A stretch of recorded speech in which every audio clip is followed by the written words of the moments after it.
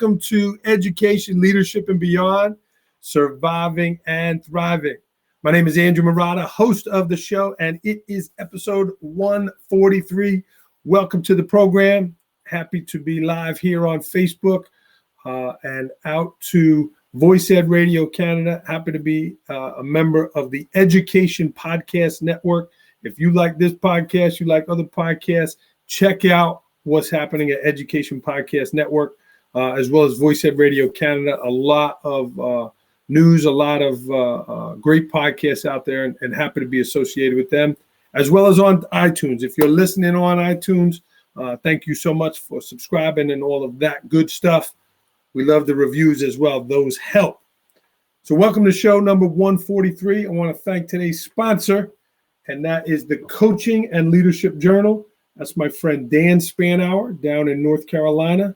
You could check him out at the Leadership Publishing Team. I'm going to send one of these to our guest today, Joe Dowling. We're going to meet Joe in a minute. But this is the Coaching and Leadership Journal. This is a monthly subscription that I get. And look at all the pages it's got here, right? How many emails do we get? But I get this hard, it's like a thick piece of paper. It's great. A ton of great stories, great things in here. Here's Dan's contact information. You want to see that in there. But it's the leadershippublishingteam.com. Check that out. You could use discount code Murata20 for a discount on your subscription. But again, if you're a leader, you're looking for content, you're looking for stories, you're looking for motivation, check out the leadershippublishingteam.com. Joe, we're going to get you a copy of that. But we're going to meet Joe Dowling today. Joe is the author of Zonefulness. I love it. I love the concept. I love the title. And Joe is a sports psychologist, works as the mental strength coach at the University of Pennsylvania and for the Philadelphia Eagles. But so now more than ever, how important are people like Joe? I can't wait to talk with him. Mental strength, right? So we're going to meet Joe here in a minute. But the opening concept is based off his title, right? In the zone, zonefulness, right? We hear that all the time. Oh, he was in the zone or she was in the zone, right? And what does that mean, right? And it can mean so many different things. And we're going to talk to Joe about that today. But I love it, right? As a former athlete, as a former referee, even as an educator, getting dialed in, getting focused on what needs to be done. I love the movie For the Love of the Game. If you're a baseball fan, you're a Kevin Costner fan. There's a part in the movie where Kevin Costner is a pitcher for Detroit, and he's a pitcher, and he's getting ready to pitch, and there's all this crowd, there's all these distractions, it's loud, and he's thinking about things, and he would say, clear the mechanism. And in the movie, it would like, and it would dull everything in the background. It would quiet everything in the background. And to me, it brought a lot of clarity, right? So I started telling myself that clear the mechanism and getting everything cleared out of my life and my mind at the time. And that worked for me. And we're going to talk about with Joe, he's got his Z's on here about what brings you in the zone. That was something that worked for me, bringing me into the zone and helped me be in the mindset of zonefulness. So we're going to meet Joe here, and I'm going to bring him in. We're going to unmute him and bring him in. Bam. Joe Dowling, welcome to Education, Leadership, and Beyond. Hey, Joe. Andrew, great to be here. Yeah. One of my all-time favorite movies. Isn't that a great part, a great scene of the movie? All-time ultimate zone scene. It is, yeah. And again, this is Joe Dowling, everybody. Joe, welcome. I know we had some tech issues last week, and I'm happy we were able to work through that. Joe, I got so many questions, but before we do that, again, you're this sports psychologist and the mental strength coach at UPenn and Philadelphia Eagles. Tell us a little bit about yourself. Well, Andrew, I'm born and bred in Philadelphia. Most native Philadelphians, we try to leave, but we can't. I've been here my entire life, and quick background, grew up in the city, then moved out to the suburbs, went to LaSalle College High School, was pretty much a basketball junkie my whole life. That remains to this day. Went from LaSalle College High School to Albright College, one of the few colleges that would allow me to play basketball.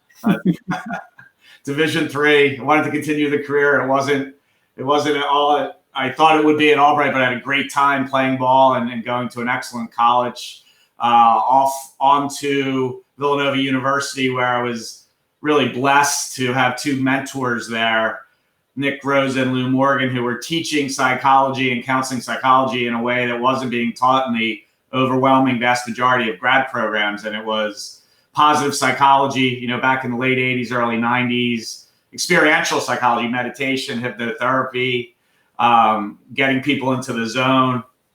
And it really changed my life. And I knew then that I wanted to get into, being a therapist. And I'm really a therapist, not a sports psychologist. My friends laugh because I don't even believe in the term sports psychology, even though I market myself as a sports psychologist. Yeah. It's all game of life, right? You have to have your skill set you have to be a good therapist, right? Because anyone who has anxiety on a basketball court is going to have anxiety in their real life. You have to be able to do family and relationship issues and couples and family counseling.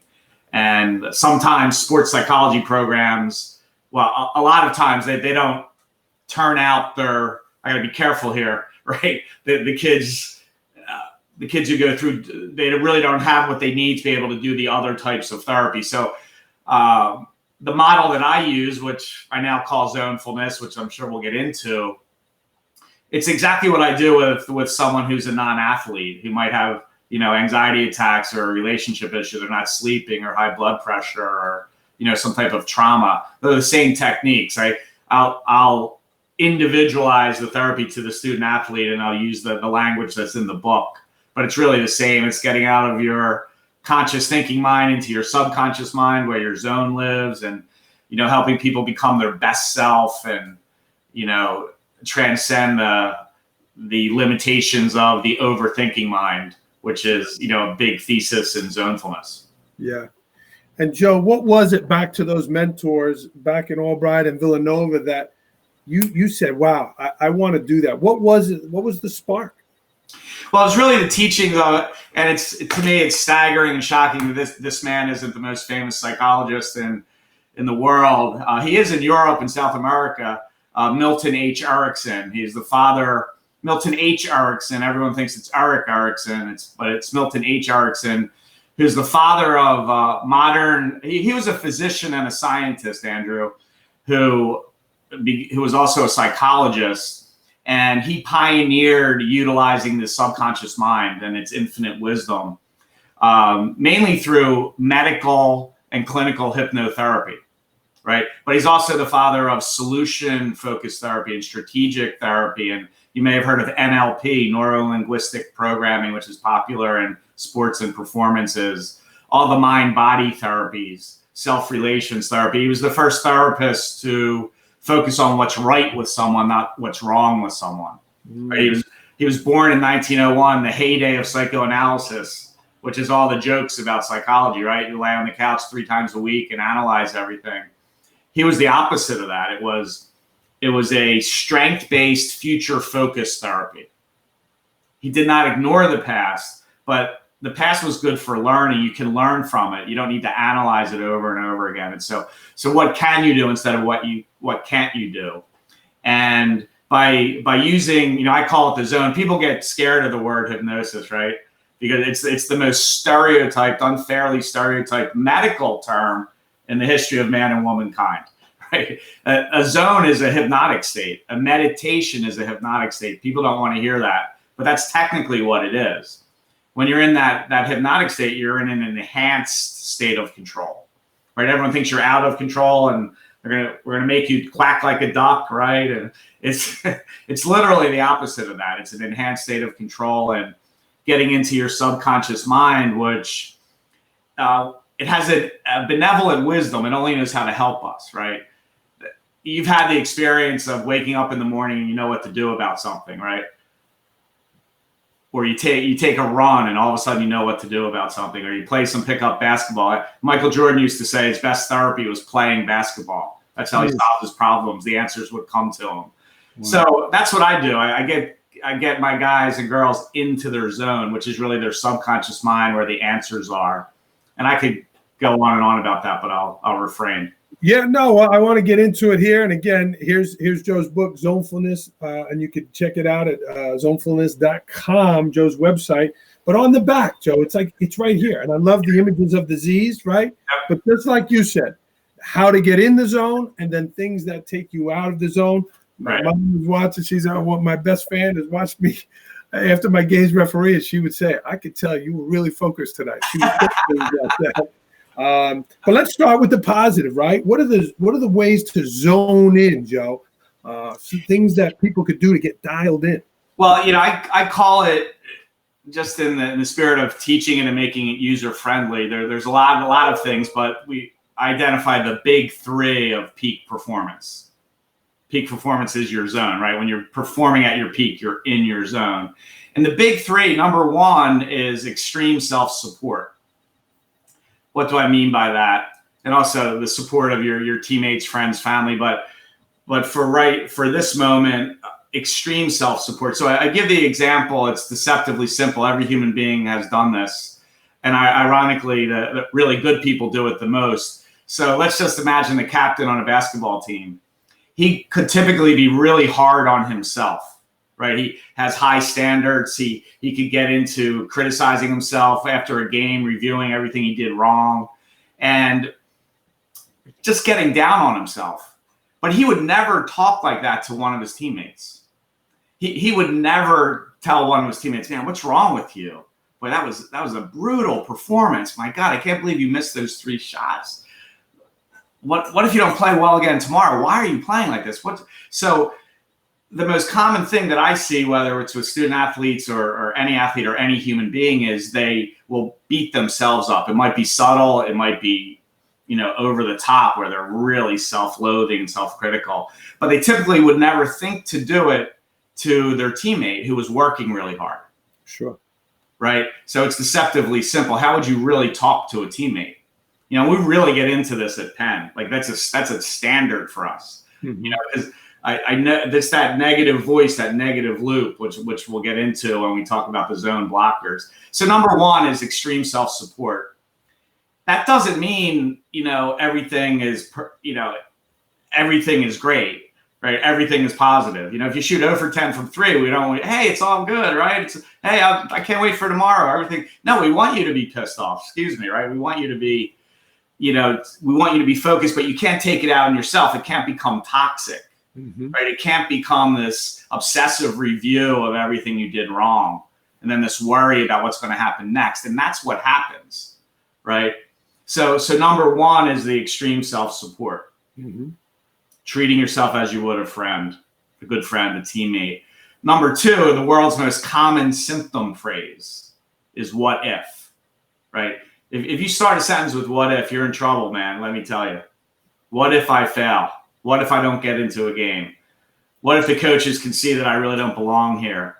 You get the what ifs go on and on and on. So what I want to turn guys into what willers instead of what ifers. So you start what ifing, and you know what? I'm going back. It's hard not to. I have to go back and forth to the throw. So the what if is the zone blocker, right? Yeah. So thank you, what if, for reminding me. That's the mantra. It's either thank you or F you, what if. for reminding me to get into my zone, to focus on what will go right. Yeah. And that's number two in the big three. And that's future memories of success. Right? So a future memory of success zone is a guy sits in the locker room before practice, closes his eyes and takes 5 slow, deep breaths and imagines practice. But he really does it for 1 minute, maybe 2 minutes, maybe 3 minutes. I call that a power zone. You can do it while you're warming up. You're getting out of your conscious thinking mind into your subconscious mind where your zone lives. Yeah. Right? And I'm not a brain scientist, but I can talk a little brain science on occasion. I won't do that now. But what happens in your brain chemistry when you're focusing on playing well, and I like to vivify it for guys, right? Where you see it, you don't just see it, you feel it, right? So the future memory of success is you see it and you feel it. You can hear the soundtrack, for example, of the palestra, right? Or whatever the gym is. So the future memories of success, I want guys doing that all the time. 10 seconds here, a minute there. everyone on the team has an individualized zone recording. They come see me in my office, they close their eyes, and for 10 minutes, I just do a future memory of success zone. Wow. And it's really, the worst feedback I've ever gotten about it is it's interesting and relaxing. That's the worst thing it is when you do the zone, right? But they get a recording of it. Oh yeah, I individualize recordings for each of them. That's awesome. And as well as the women's team. When I say guys, I'm referring to the women and the men. Sure. But you think of the athletes that they got their headphones on, they're listening, but they might be listening to that recording of success. Yeah. Well, before games with the men's team, if it's a 7:00 game, we eat at 3:30. At 4:30, I come into the team room. We dim the lights. They have these big, giant black chairs. Guys lay in the black chairs. They lay on the floor. And I do a 10-minute zone. And it involves extreme self-support, future memories of success, and the one I haven't mentioned yet, the third part of the big three of peak performance is your personal history of success, right? So transport them back in time to the sight, sound, sensations, feelings of playing at their best. And the subconscious mind connects with that and brings it into the present, right? And all kinds of things happen in your brain chemistry when you do that, right? So now you're priming your mind body to get ready to play, right? And if there's what if I don't play well? Now it's like, thank you, what if, for reminding me. Sarcastic, right? Thank you, what if. F you, what if. Yeah. For reminding me to get into my zone. So we do the whole 10-minute thing, 10, 12 minutes before games, and then the guys have their individualized recordings. The reason I make the zone recordings and I have them do the longer zones, it allows all this other stuff I talk about to work, right? You have to be practicing the zone in order for the thank you, what if, for reminding me, what will it be like when I have 5 threes tonight, right? And that just becomes, it all starts with our language, right? When now you become a what willer instead of a what ifer. Now you're focusing on what you did well instead of what you did wrong. You don't ignore what you did wrong. You learn from it, right? Yeah. You have a bad game. You text the coach. You get in early. You watch film. You have a high basketball IQ, but you don't turn it into something toxic. So let me jump in on that, Joe. Sure. You can see when an athlete is really strong, right? You come out, you can see when they're in shape. They're muscular. They look in their uniform fit. How can you tell when an athlete is mentally strong versus you see something happening on the court and then that guy's going to go into a tailspin? What are some signs of a mentally strong athlete?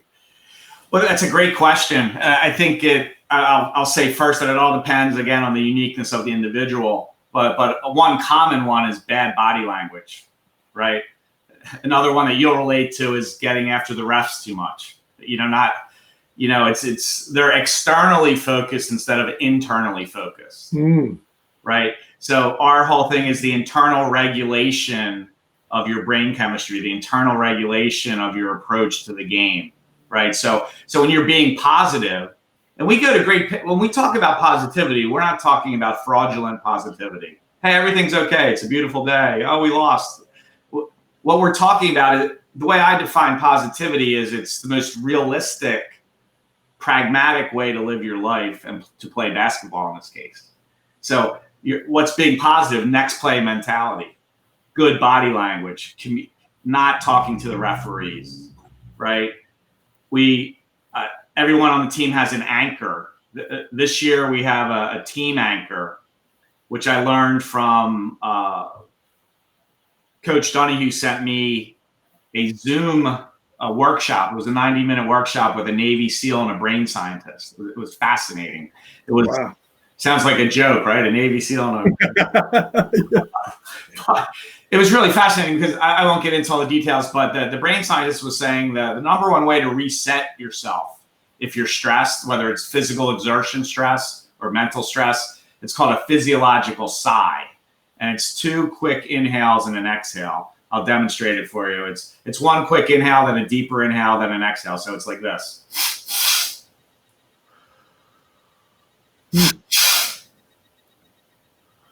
So when you do that, the tiny sacs in your lungs called alveoli, they get depressed and deflated when you're in stress, when you're in effort. So when you go, you will inflate them right away. The other thing is when you breathe in twice, you're sending oxygen into your neurochemistry, which flows down into your body. And number 3, stress is carried in carbon dioxide. So when you exhale, you're offloading the carbon dioxide. So it's a quick way to reset. And then we link that with everyone gets a saying, right? The most common one is next play. Yeah. So you just turn the ball over, now you're going back on defense. It's next play. What that does, and this is the part that I was listening to the Zoom call, Andrew, and I'm thinking I should have known this after 25 years, right? Yeah. And what happens when you do that is you're attaching a reward to your effort, right? And the Navy SEAL was talking about attaching a reward to the effort, which means validating yourself realistically, right? Genuine validation. Next play, I got this. I just got my butt kicked the last couple of possessions. Next play, I'm going to go as hard as I can. I'm glad I used my anchor. When you say I'm glad I used my anchor, more dopamine is released into your neural chemistry. It's wild, isn't it? This is fascinating. And man, your message, that's got to be so helpful for the student athletes.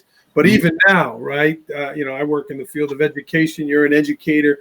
The people need that. People need to learn techniques to reset, to get them out of that. Mm-hmm. Yeah. And the deceptively simple part of it is now you're not going to follow the symptoms, right?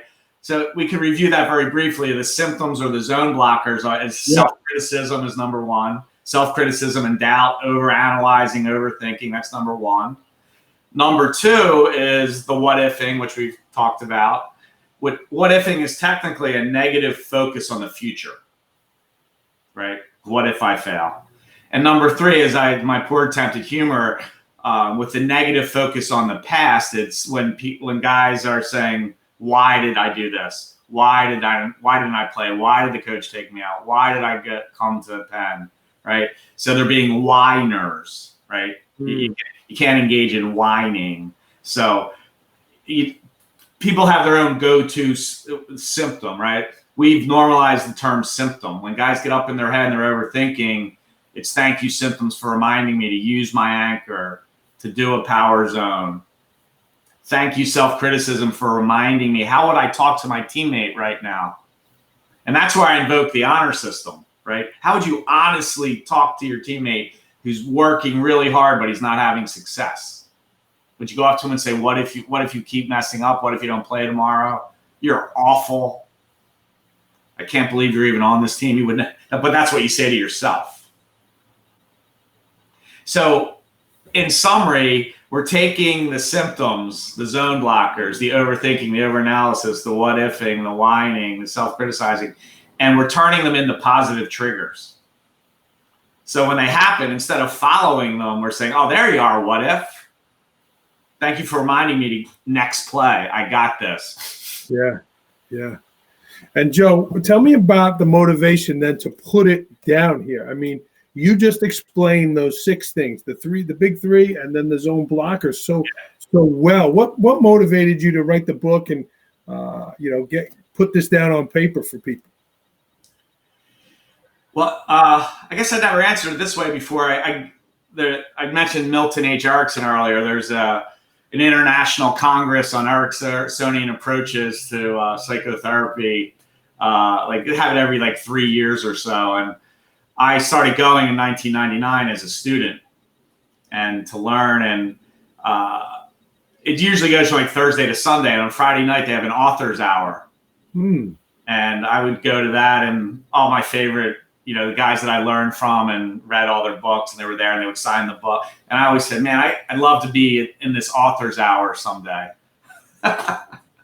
So that was part of it. The other one is it occurred to me that I was starting to see this really familiar pattern working with people. And as I got further along in my career, and I said, you know what, I got into sports more. I wanted to do more sports. I was getting a little burnout with everything else, and it was the same techniques. I had done sports throughout my career, but now I wanted to do more. And Steve Donahue at Penn would bring me up wherever he was coaching, and then when he got back to Philly and accepted the job at Penn in 2015, he asked me to be on the staff. And right before that, I had decided to write the book. So this really motivated me to get it out there. Yeah. And now here you are signing books. I did. There we are. There we are. Do it in December. Yep. Oh yeah, there it is. So you got your goal, and I mean it really is well written, and I love the strategy you used. You tell stories in there. Mm-hmm. You rename the athletes and the scenarios, but you tell their story in there, which makes the book very easy to read and to learn from. Thank you, Andrew. Yeah, I tried to imagine what I would like to read, and I was trying to bring the reader into my office when I was working with someone, or onto the court when I work with the team on the court and do the workshops. So to give them that experience, try to make it as experiential as possible. And after 4 of the chapters, readers are directed to my website where there are zone recordings, which is kind of that meditative hypnotic thing I was explaining. There's a future memories of success recording, a personal history of success recording, extreme self-support recording, and a recording that involves all 3 of them. They're each 8 minutes long. So you read a chapter, then you can go to the website and close your eyes and put your earbuds in and get into your zone. And Joe, again, I mentioned strength coaches, right? They would always show this, really strong guy, or he'd be out before the game and making the warm up, and he, and you see that, and you think that guy is probably the second most important guy on the team behind the head coach. Yep. You don't hear too much about the mental strength coach, but I would think your message is just invaluable. And when did that term start happening? When did teams start having mental strength coaches? Well, I think I don't know exactly when the term was born, but more and more teams are having people, and I think we're the only team in the Ivy League that has someone like me who's on staff, right? And Coach Donahue and I think within the next decade or less, all Division I teams are going to have a mental strength coach, right? Like I travel with the team. That's how invested Coach Donahue is in it. So I think part of it is society, and we always read a couple, tragic stories about a student athlete committing suicide, or we hear too much about that, and there's so much in athletics. Our guys are coming out and women are coming out talking about their struggles with mental health, right? All over social media, the Kevin Loves and the DeMar DeRozans, right? Michael Phelps, and just really they're doing such a service normalizing mental health in the athletic community. So I don't know our mental strength coach. I think I told Steve Donahue, I think we should call it mental strength coach, right? Instead of mental health coach. Yeah. Right. And that's focusing on the positive, right? It's looking at the positive, talking about strength. And your book should be required reading for all those student athletes. And you're right. I think you're starting to see these in a lot of type of jobs, but specifically the athletes. And you would be great with referees too, right? I mean, really, to be in that zone with all those distractions going on, it would be phenomenal for you to work with referees as well. I would love to do that. I have extraordinary respect for referees. I truly don't know how you guys do it. I couldn't do it. I mean, maybe if I was trained decades ago, but it's truly talk about a mental strength position, right? And you can tell the good ones, right? And the ones who aren't so good, I say respectfully. Yeah. Right? The ones who know how to dialogue with players and know how to, give them what they need in order to continue, and the ones who are just so rigid and right. So, I mean, I think it's amazing what you guys are able to do. I do have a problem when I sit on the bench because something happens to me. I go from the sports psychology, mental strength, game of life, mentor, guide, to I become a basketball fan. And I'm always afraid, oh my God, if I ever get a T, you'd be out of the zone. I'd be out of a job. Yeah. Joe, there's a lot of teachers and coaches that watch the program, and Before we get to rapid fire here, Joe, this was fascinating. What would be your message to the coaches and any athletes that might be watching here during this time of COVID, right? They've had so much taken away from them. What would be your message to these athletes that might not be playing? They might try to play. What would you say? Well, first and foremost, it would be to validate how excruciatingly difficult this is, right? And sometimes people have a tendency, they mean well, but they try to jump to the positive too quickly. Validating that this is unusually difficult and it's draining, and what student athletes value most, the structure of being on a team and training, it's been taken away. I know at Penn, they can't even use the facilities on the campus. It's one of the few schools they cannot, it's a shame. I'm sure there's many other schools that are doing that, but they're so careful, and the institution is so careful they can't use the basketball court. So much is being taken away from them. It's acknowledging how difficult this is and owning that. And then we can shift into a growth mindset, right? Where you meet these obstacles head on. And this is the ultimate accountability now. And you get guys to buy in. All right, so much is in the way. What are we going to be saying in April this year after making the tournament and winning a few games, right? We're going to look back on the pandemic and say we had the ultimate accountability, right? So it's taking this ownership and this high level accountability to engage in your sport and respect your sport and put everything you have into it. So it's acknowledging how hard it is, and then allowing yourself to say, okay, I have all of this in front of me. I'm going to transcend. I'm going to rise above it. I'm going to look back on this as a great experience of resilience and connection with my best self and my teammates.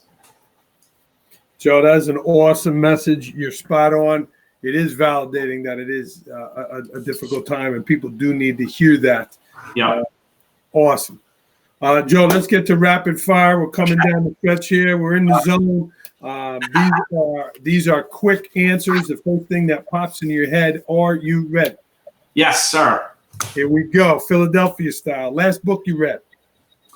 Oh my God. It's Donna Tartt, The Goldfinch. Okay. Maybe the best book I ever read, if I may add. Wow. Won the Pulitzer Prize for Fiction 2013 or 14. The Goldfinch. That's a strong statement. Unreal. Okay. Top 3 at least. Yes. Last movie you saw? Wildlife. Okay. It's on Netflix with Jake Gyllenhaal, Carey Mulligan. Character study of 1950s Montana. It's not really upbeat. A family kind of deteriorates, and it's really the main character is the teenage boy, and just extraordinarily well done. Paul Dano, the actor, is his first directing assignment. So I really loved it. Favorite place to travel? I only went there once with my wife before we got married. It's called Punta del Este. It's on the southern coast of Uruguay. It's like a half-hour flight from Buenos Aires. Nice. Right over here. Is that where the falls are near the Iguazu there? No, this is just an island in the water. Oh wow! So it's where all the Brazilian and Argentinian movie stars have their homes.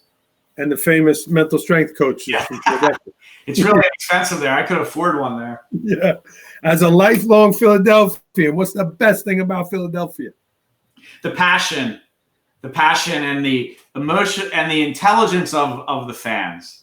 Right, we get a bum rap. It's a minority, and it's almost like hypnosis. It's so unfairly stereotyped about what the fans are like here. They're the most passionate people in the world. I would agree with that. Very strong passion in Philadelphia. Yes. How about something that bothers you out Philly, or that is an issue in Philadelphia?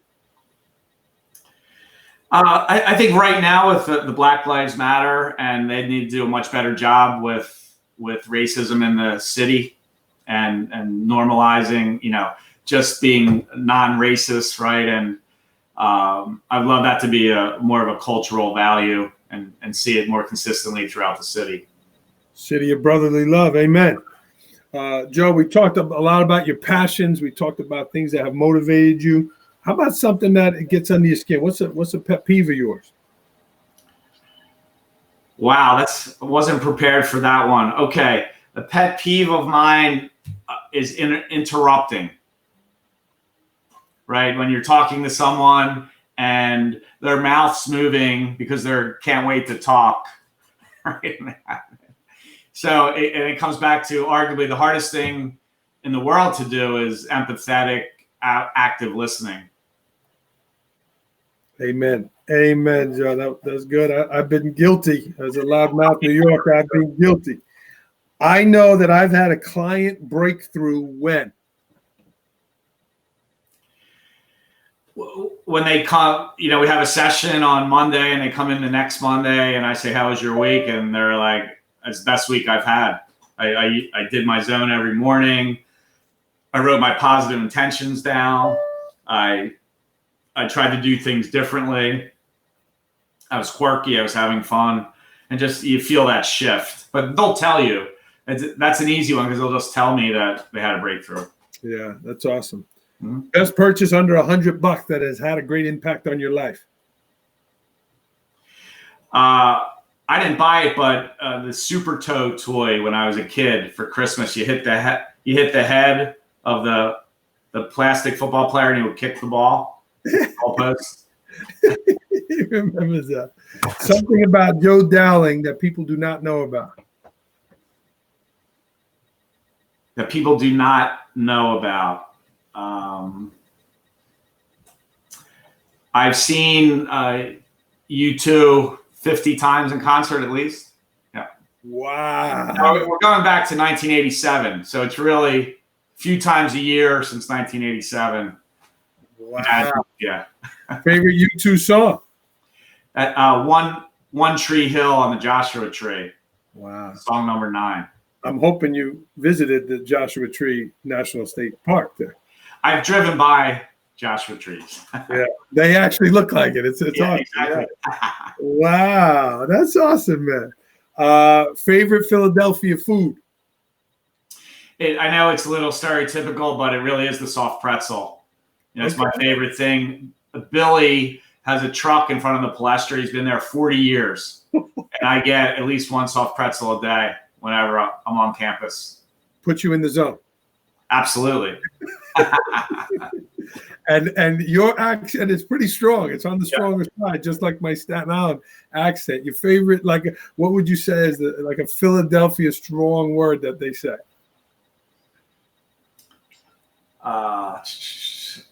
Yo. Is it phone or home or one of those? When I went to Albright my freshman year, a lot of the kids were from Central North Jersey, New York State, and they got all over me about that. I love it. Joe, you dropped a lot of knowledge today, a lot of good advice. Do you have a favorite quote, a go-to quote that you use a lot?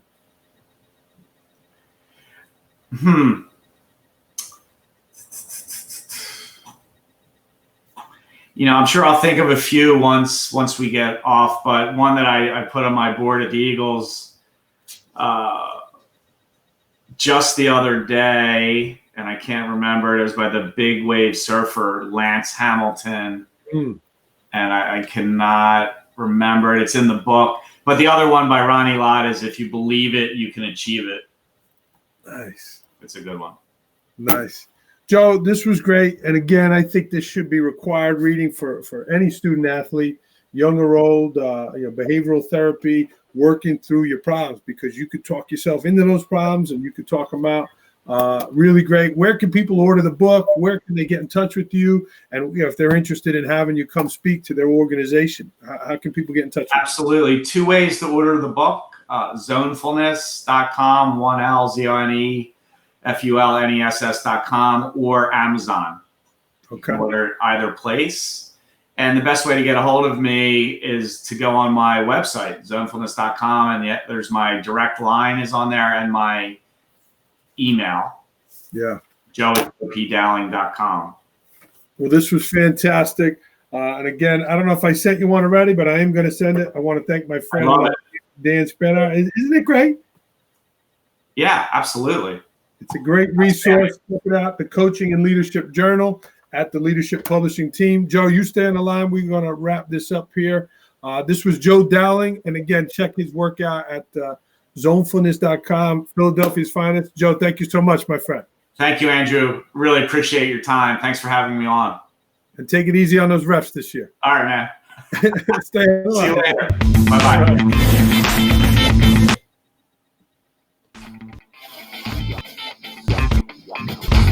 This is Education, Leadership, and Beyond, episode 143. Thank you so much for Joe Dowling, everyone. Thanks for tuning in. If I can help you in any way, don't hesitate to reach out at Andrew Morales.